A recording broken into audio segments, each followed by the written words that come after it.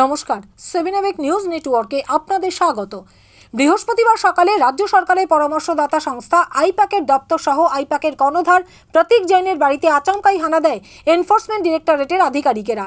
ED সূত্রে জানা যায়, কয়লা পাচার কাণ্ডের এক পুরনো মামলার বেশ কিছু লেনদেনের ক্ষেত্রে আইপ্যাকের নাম উঠে আসায় দিল্লি থেকে ইডির বিশেষ দল এসেছে আইপ্যাকের দপ্তর সহ আইপ্যাকের কর্ণধারের বাড়িতে তল্লাশি অভিযানে। কিন্তু অভূতপূর্বভাবে দেখা যায়, ইডির তল্লাশি অভিযান চলাকালীনই প্রথমে আইপ্যাক কর্ণধার প্রতীক জৈনের বাড়ি এবং তারপর আইপ্যাকের সল্টলেকের দপ্তরে পৌঁছে যান মুখ্যমন্ত্রী মমতা বন্দ্যোপাধ্যায়। এবং অভিযান চলাকালীনই মুখ্যমন্ত্রীর উপস্থিতিতেই প্রতীক জৈনের বাড়ি এবং আইপ্যাকের দপ্তর থেকে পুলিশ কর্মীরা গোছা গোছা ফাইল বের করে নিয়ে এসে মুখ্যমন্ত্রীর গাড়ির পিছনের আসনে রাখেন। এমনকি ঘণ্টাখানেক পর বেশ কিছু ফাইল হাতে বেরিয়ে আসেন মুখ্যমন্ত্রী স্বয়ং। আর এই ঘটনার ছবি সংবাদ মাধ্যমে দেখার পর থেকেই আলোড়ন পড়ে গিয়েছে রাজনৈতিক মহলে।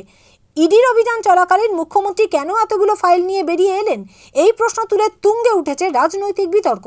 আর এই ঘটনা নিয়ে মুখ্যমন্ত্রী তথা পুলিশ মন্ত্রীকে তীব্র কটাক্ষ করে বিজেপি নেতা জয় সাহা কি জানালেন শুনুন। রাজ্যবাসীর কাছে একটা হাস্যকর ঘটনা।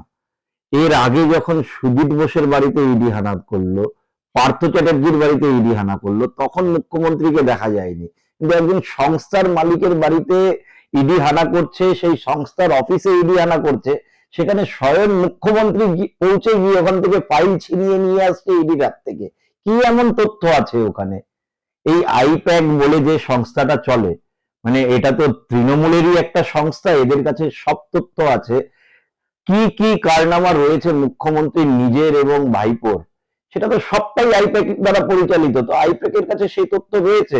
রাজ্যবাসী বুঝতে পারছে এখন যে কোন দিকে এগাচ্ছে এই সরকারের বিসর্জন, যে নিশ্চিত এই সরকার যে আর থাকবে না, সেটা মুখ্যমন্ত্রী নিজেও বুঝতে পারছে। তাদের ঘুম উড়ে যাচ্ছে রাতের। সে কারণেই তো আজকে সকাল সকাল অন্য রাজনৈতিক কর্মসূচি বা রাজ্যের কোনো কর্মসূচিতে উপস্থিত না থেকে স্বয়ং নিজে ওখানে পৌঁছে গিয়ে মাইক ধরে কাঁপছে। রীতিমতো উনি একজন মুখ্যমন্ত্রী হয়ে কাঁপছে কিছু বলার সময়। এই ভয়টা আমাদের দেখে ভালো লাগছে যে উনি বুঝতে পারছে। আর রাজ্যবাসী হাসছে, ছিছি করছে যে একজন মুখ্যমন্ত্রীর থেকে মানুষ এটা আশা করে না। মুখ্যমন্ত্রী ওখানে গিয়ে পৌঁছে ফাইল ছিনিয়ে নিয়ে বগল দেওয়া করে বেরাচ্ছে, হাস্যকর ঘটনা। উনি পুলিশ মন্ত্রীও, তো উনি পুলিশের ওপর গিয়ে চাকরের মতন ব্যবহার করে। তো থানা থেকে যে ছাড়িয়ে নিয়ে আসবে, হস্তক্ষেপ করে কি করে একটা প্রশাসনিক কাজে? আর আজকে যে ঘটনা করেছে সেটা তো একটা কনস্টিটিউশনাল প্রসেস। এটা একটা ইডি কেন্দ্রীয় সংস্থা, ইন্ডিপেন্ডেন্ট সংস্থা, তারা নিজের কাজ করছিল। তার কারণ কয়লা পাচারে নাম রয়েছে এই আইপ্যাকের, তাই ওরা গেছিল ওখানে। জগদ্ধাত্রী পুজোর কর্মকর্তা যারা অ্যারেস্ট হয়েছিল তাদেরকে গিয়ে ছাড়াচ্ছে। মানে পাড়ার আজকে বাইক ধরলে যেরকম ফোন করে, দাদা একটু পুলিশকে বলে ছাড়িয়ে দিন, সেই ধরনের ঘটনা হয়ে গেল। একজন মুখ্যমন্ত্রী হয়ে উনি এই কাজগুলো কি করে করে আমার জানা নেই। ওনার মাথা খারাপ হয়ে গেছে। উনি দুশ্চিন্তায় ভুগছে যে সরকারটার বেশি দিন নেই, তার সেই কারণে এই ধরনের আচরণ। অবশ্যই এই ভয় দেখে ভালো তো লাগবেই।